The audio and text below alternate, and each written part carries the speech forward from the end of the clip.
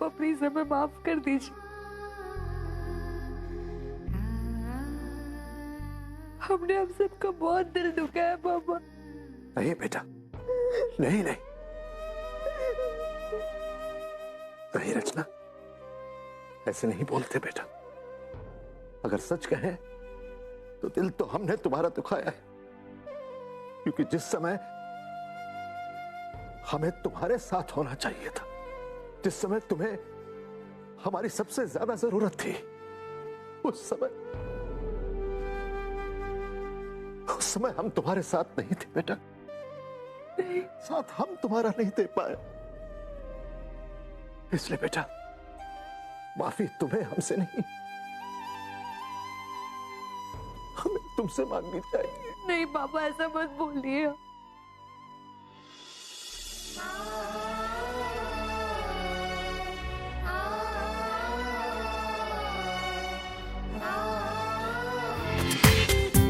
पूरा एपिसोड देखिए ZEE5 पर। Mayank, I am so sorry. वो मैंने अचानक से अपनी फोटोज फोन में देखी तो जो मुंह में आया बोल दिया। इट्स ओके रोहित, ये फोन उनको दे देना। Sure. अच्छा हुआ जो तुमने उनको डांट दिया, मैं होती ना तो उनकी टांग ही तोड़ देती। अच्छा अब चलो रिहर्सल कर लेते हैं। अरे गुंजन,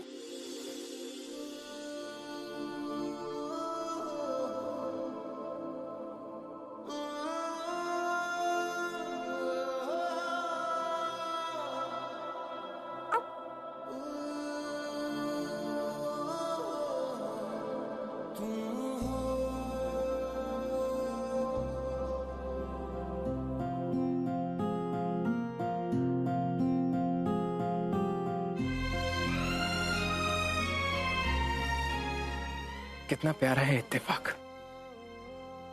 जो बार बार हमें साथ मिलाने में लगा हुआ है। वो कहते हैं ना कि कभी कभी मंजिल आंखों के सामने होती है और इंसान यूं ही राहों पे भटकता रहता है।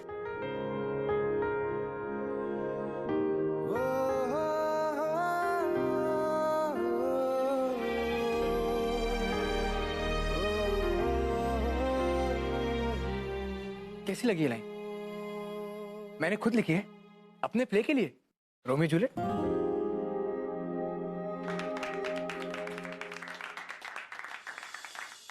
Very nice. Lunch break.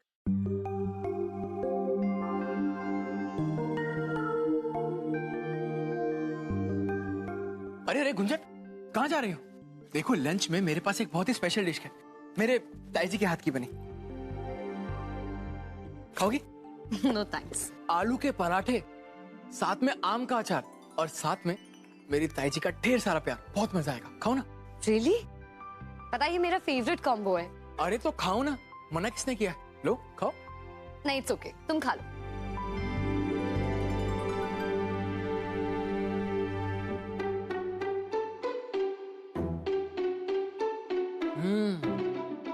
Delicious, wow, मजा आ गया।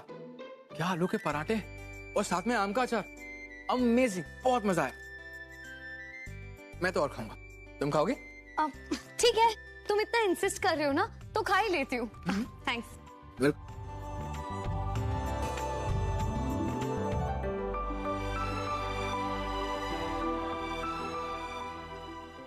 ओह माय गॉड, ये तो बहुत ही टेस्टी है। पता नहीं क्यों ऐसा लग रहा है कि मैंने ये आलू के पराठे पहले खाए हैं, जैसे मेरी टेस्ट जानती हूँ, यू नो। हम बता नहीं सकते जी, आज हम कितने कितने खुश हैं। हमारी रचना घर वापस आ गई। बस अब कमी है तो एक और बेटे के आने की, गुंजन की। भगवान इस दीपावली तक उसे भी घर वापस भेज दे, फिर हमारा परिवार पूरा हो जाएगा। हमें उसके बाद भगवान से और कुछ नहीं चाहिए। ऐसा ही होगा शायद, तुम देख लेना। हर बार की तरह इस बार भी दिवाली हम सब लोग साथ मिलकर मनाएंगे।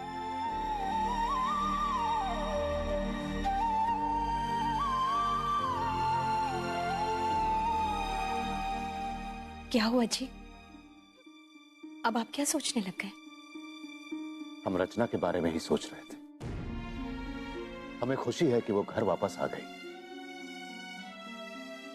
लेकिन इस बात का डर भी लगता है कि कहीं उसकी जिंदगी अभी भी उलझी हुई तो नहीं है, कहीं वो अभी भी वहीं अटकी हुई तो नहीं है जहां 6 महीने पहले थी। शैल, हम अपनी बेटी को जिंदगी में आगे बढ़ते हुए देखना चाहते हैं। आप बिल्कुल सही कह रहे हैं जी। और रचना के लिए यही सही रहेगा कि वो सब कुछ भुलाकर अपने जीवन में आगे बढ़ जाए। लेकिन जितना ये आपके और हमारे लिए कहना आसान है, उसके लिए करना उतना मुश्किल है। क्योंकि उसने जो केटी के लिए किया कोई और कभी नहीं कर सकता था। और केटी ने उसके साथ क्या किया? शादी के मंडप में उसे छोड़कर चला गया। किसके लिए? उसके भाई के लिए। लेकिन बस अब और नहीं। केटी को जो करना था उसने किया, और हमारी रचना को जो सही लगा उसने किया। लेकिन अब आगे हम केटी का साया तक अपनी बेटी पर नहीं पड़ने देंगे, कभी नहीं।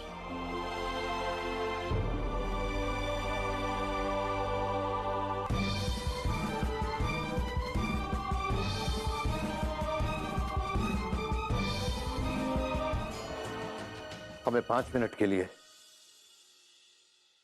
रचना के साथ अकेला छोड़ दो।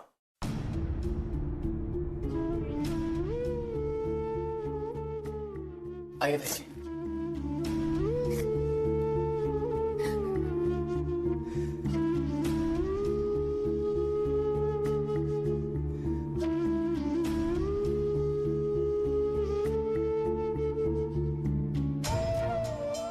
बेटा,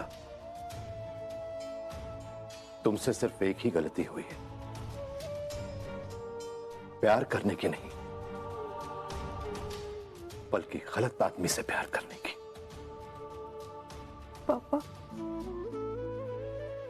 हम आपको कभी कोई तकलीफ नहीं देना चाहते। बेटा, तुमने हमें कभी कोई तकलीफ नहीं दी। हमारी बेटी कभी भी हमारे लिए चिंता का विषय नहीं बनी।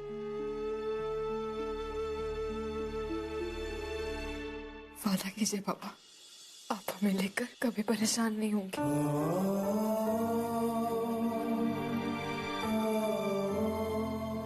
वादा? देखो बेटा, हम जानते हैं कि तुम्हारे लिए ये सब कुछ भुला देना बहुत मुश्किल होगा, लेकिन यह भी सच है कि वक्त बड़े से बड़े जख्म को भर देता है। लेकिन हम आज हम अपनी बेटी से वादा करते हैं कि हम हमेशा उसका साथ देंगे।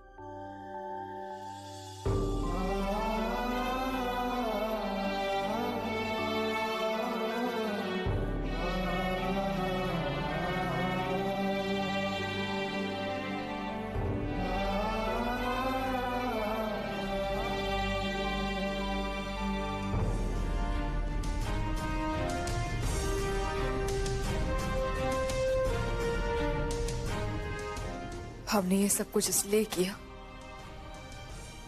ताकि हम सबको यकीन दिलाना चाहते थे कि हम अब आगे बढ़ चुके हैं। ना प्यार करना हमारे बस में था और ना उससे बाहर आना।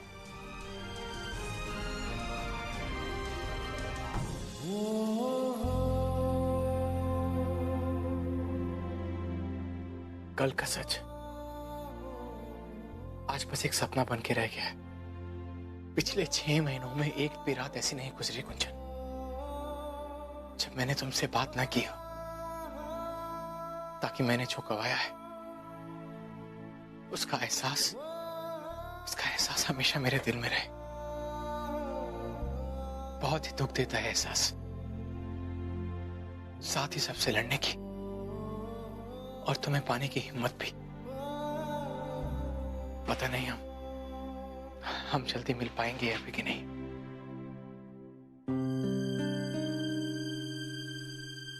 भैया, आप ऐसा क्यों कह रहे हैं? हमारा दिल कहता है कि आपका ये सपना जरूर पूरा होगा। मेरा सपना?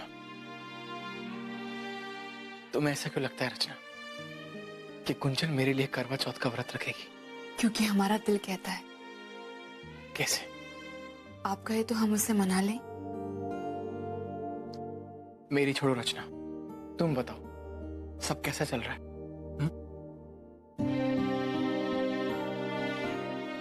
मेरी बहन अपने दुख भुलाकर बस भाई की खुशी ढूंढने में लगी हुई है ना? वाह रचना, ये दोनों ड्रेसेस तुमने डिजाइन की है? हाँ, हमने डिजाइन की और मम्मी ने पे एम्ब्रॉयडरी की है। Wow, it's beautiful. और ये मेरी सरगी है। हाँ, हम ये सोचे थे कि अगर दोनों एक जैसे तैयार होंगे तो बड़ा मजा आएगा। ठीक है ना? हाँ हाँ, बहुत क्यूट लगेगा। तो फिर डन ना? दोनों रात को एक साथ व्रत खोलेंगे और फिर डिनर। Done deal. चलो देन, घर पे मिलते हैं। बाय। Okay bye.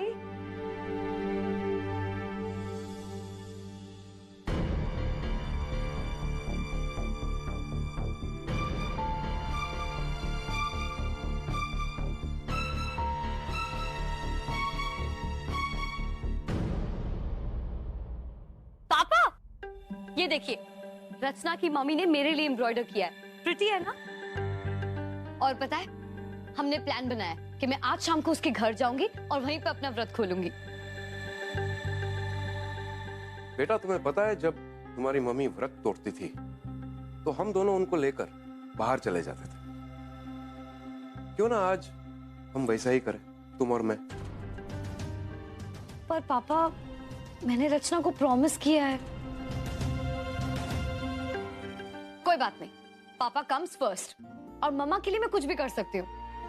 पापा, एक काम करती हूँ, मैं जाकर सिर्फ उनसे मिलकर आ जाती हूँ और फिर डिनर आपके साथ करूंगी। ओके? ओके बेटा, अपने पापा को माफ कर देना। तुम्हारी मम्मी का नाम लेकर मैं झूठ बोल रहा हूँ। तुम्हें उस घर से दूर रखने के लिए मैं कुछ भी कर सकता हूँ, कुछ भी।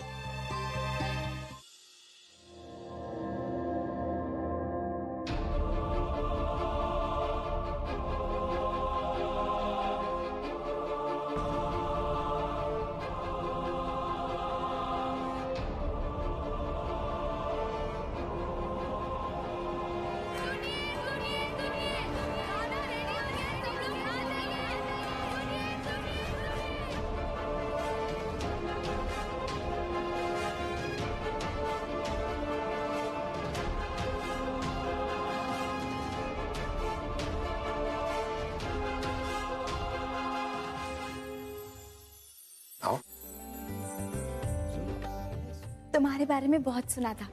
मैंने भी आपके बारे में बहुत सुना है। रचना बहुत सारी बातें करती है। And by the way, congratulations. Thank you. हम जरा मंदिर होकर आते हैं।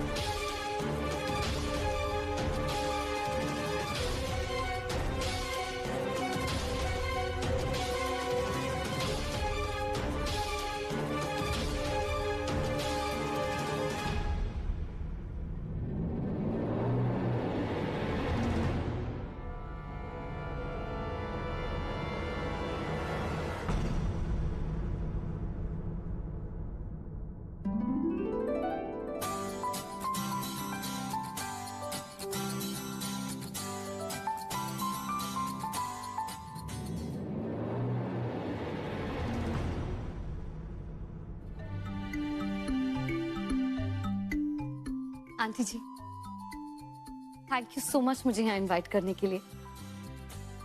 अरे इसमें थैंक यू किस बात की बेटा? लेकिन मैं ज्यादा देर नहीं रह पाऊंगी।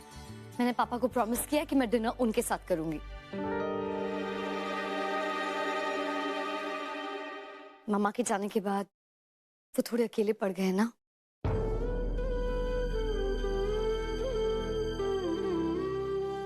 हम समझ सकते हैं बेटा। लगता है अंकल ने अपनी चाल चल दी है, लेकिन अब मेरी बारी है। मैं भी देखता हूँ कि गुंजन यहाँ से बिना व्रत तोड़े कैसे जाती है। गुंजन,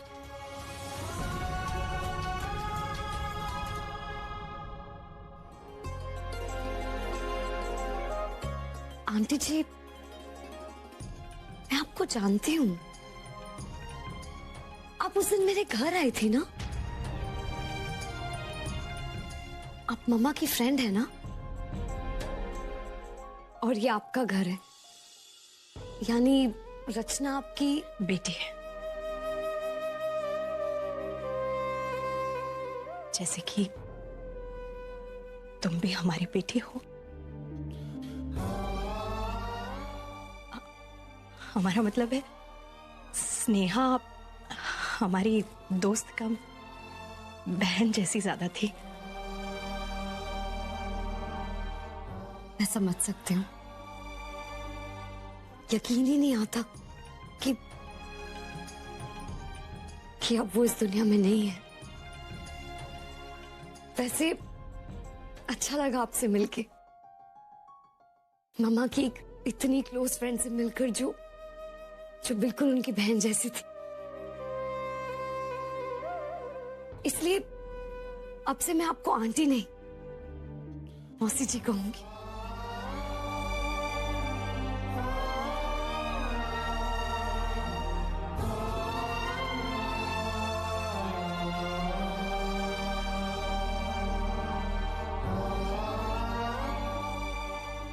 इससे अच्छी बात क्या हो सकती है कि स्नेहा की बेटी हमें मौसी कहकर बुलाए।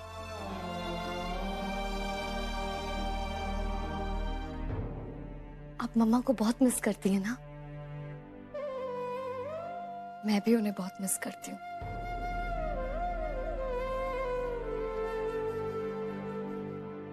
लेकिन पता है, मुझे ऐसा लगता है जैसे मम्मा कभी मुझे छोड़ के गई ही नहीं। ऐसा लगता है जैसे वो हमेशा यही मेरे साथ है। गुंजन, शेर मौसी है तुम्हारी, आओ इनके गले मिलो, आओ।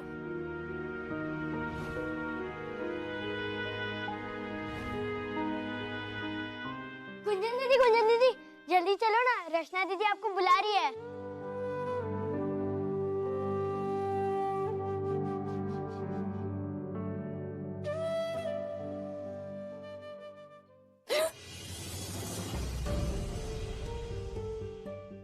तुम यहाँ? ये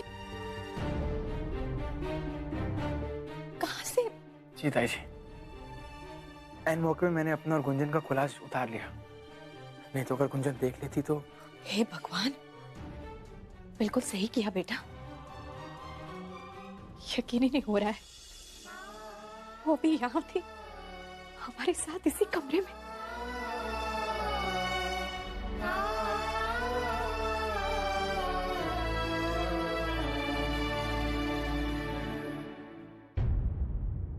तुम्हारा नाम मंजू है ना, इसलिए।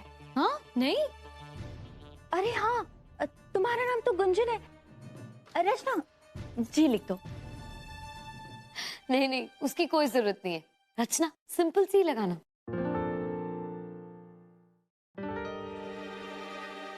हे भगवान, हमारी गुंजन तो अपने पति का नाम भी भूल गई।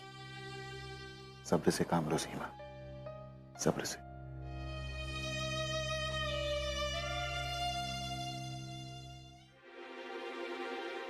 अरे गुंजन बेटा, वो तुम्हारे हाथ में जो अंगूठी थी वो पहनी नहीं तुमने?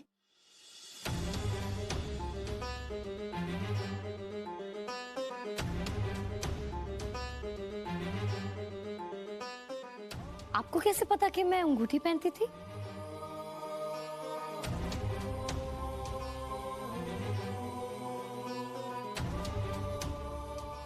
बेटा वो तुम्हारी उंगली थोड़ी खाली खाली सी लग रही है ना, इसलिए। अब लड़कियों के हाथ में अंगूठी कंगन अच्छे लगते हैं ना। एक्चुअली मैं पहले एक रिंग पहनती थी, पर फिर उसका स्टोन निकल गया तो मैंने उसको उतार के रख दी। लेकिन अब आप कह रही है ना, तो मैं उसे ठीक कराकर पहन लूंगी।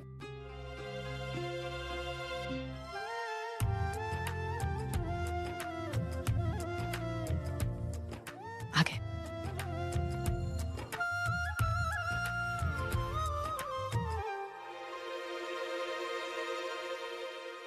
गुंजन,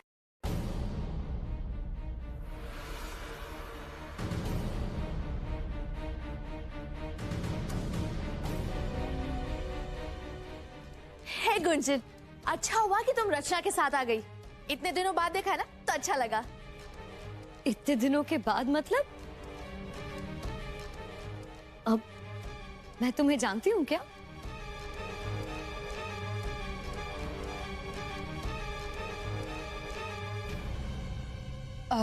गुंजन, चाय का मतलब ये है कि हमने तुम्हारे बारे में उससे बहुत कुछ बताया ना।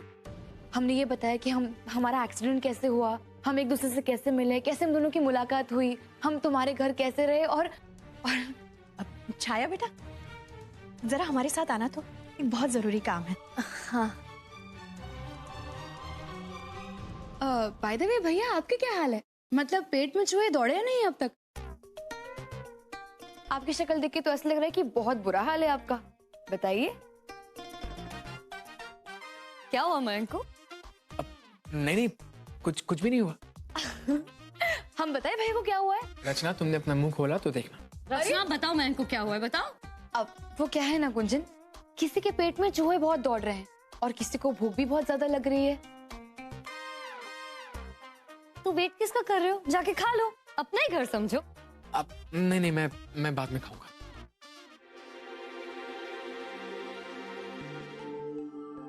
पता है गुंजन, भैया ने भी व्रत रखा है। व्रत? किसके लिए?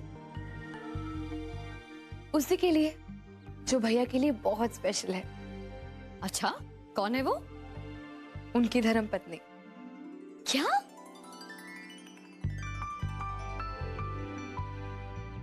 मयंक मैरिड है? अब नहीं, जैसे हमने अपने होने वाले के लिए व्रत रखा है, वैसे उन्होंने भी अपनी प्यारी सी होने वाली के लिए खास व्रत रखा है।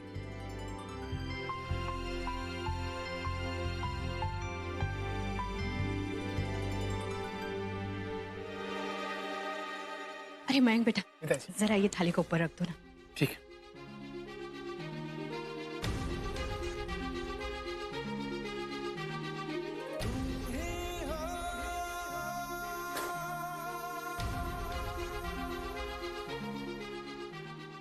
Sorry, I am so sorry.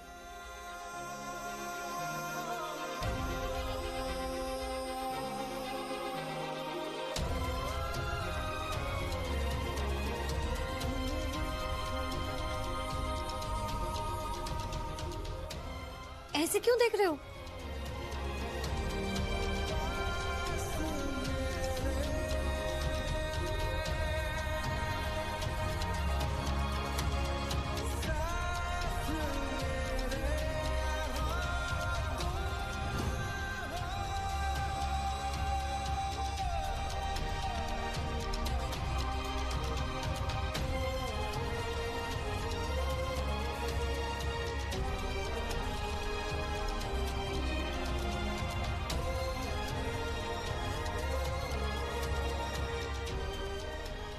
मैं हेल्प करूं? नहीं थैंक यू।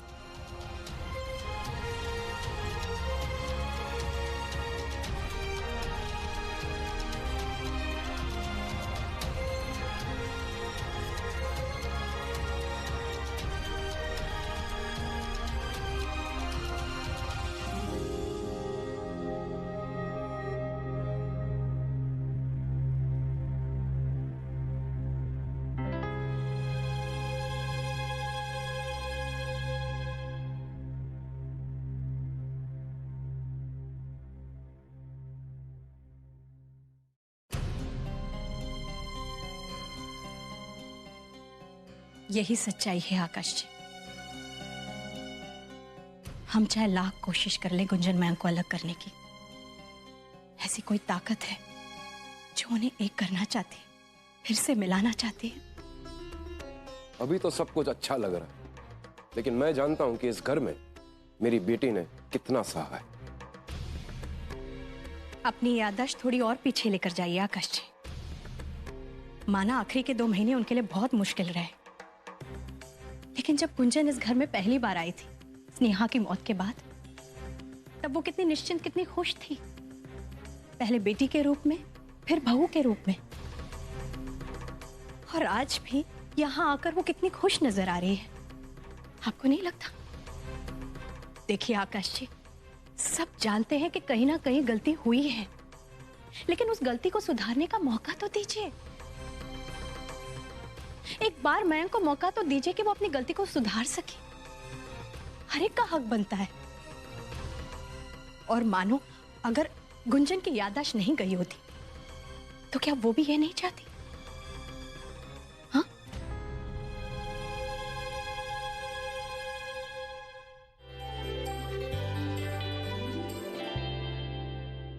हमारी सजना तो आने से रहे, हमें तो फोटो से ही काम चलानी पड़ेगी।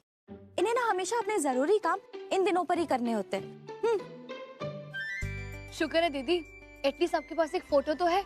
हम दोनों के पास तो वो तक नहीं है। एग्जैक्टली रचना, हमें तो अपने आप ही पानी पीना होगा। गुंजन, एक काम करते हैं, हम तुम्हें पानी पिलाएंगे और तुम हमें पानी पिला देना। क्या कहती हो? दैट्स अ ग्रेट आइडिया रचना। भैया, आप वहाँ क्या कर रहे हैं? यहाँ आइए ना। हाँ मयंक, यहाँ आ जाओ। वैसे भी यहाँ सिर्फ हम तीनों ही हैं जिनके कोई पार्टनर नहीं है।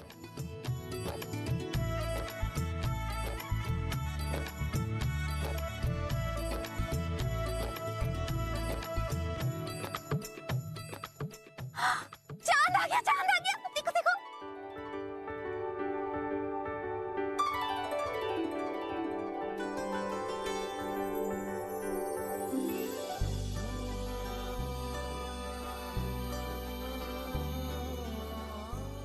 तो गुंजन रेडी? शुरू करें?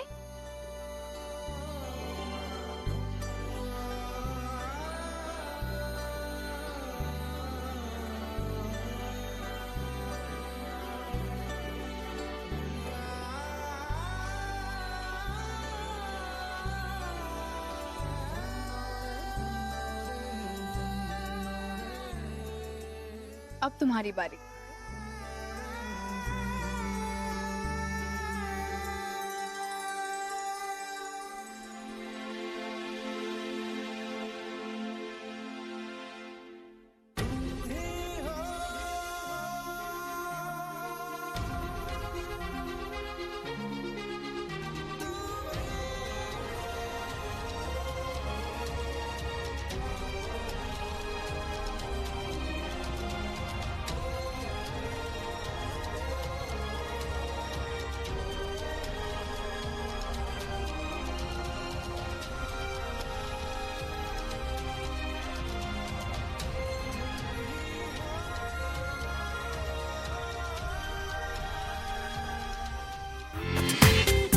पूरा एपिसोड देखिए ZEE5 पर।